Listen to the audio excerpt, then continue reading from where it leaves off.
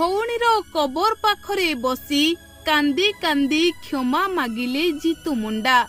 ମାତ୍ର 19,000 ଟଙ୍କା ପାଇଁ ମୁଁ ତ କବର ଖୋଳିବାକୁ ବାଧ୍ୟ ହୋଇଥିଲି, କାରଣ ବ୍ୟବସ୍ଥା ଆଳରେ ସେ ବ୍ୟାଙ୍କ ବାବୁମାନେ ମୋତେ ବାଧ୍ୟ କରି ଦେଇଥିଲେ। କାରଣ ତୁ ଜାଣିଛୁ ଆମ ପରିସ୍ଥିତି କେତେ ଖରାପ।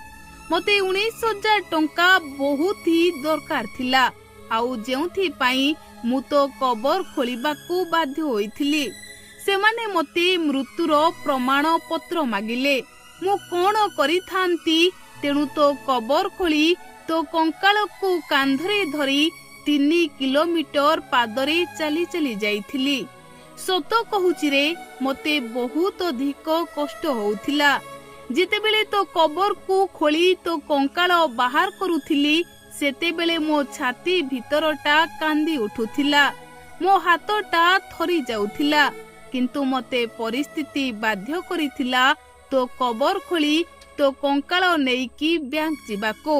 କାରଣ ବ୍ୟାଙ୍କର ବାବୁମାନେ ତୋ ମୃତ୍ୟୁର ପ୍ରମାଣ ପତ୍ର ପାଇଲେ ଯାଇ ମୋତେ ଟଙ୍କା ଦେବେ ବୋଲି କହିଥିଲେ।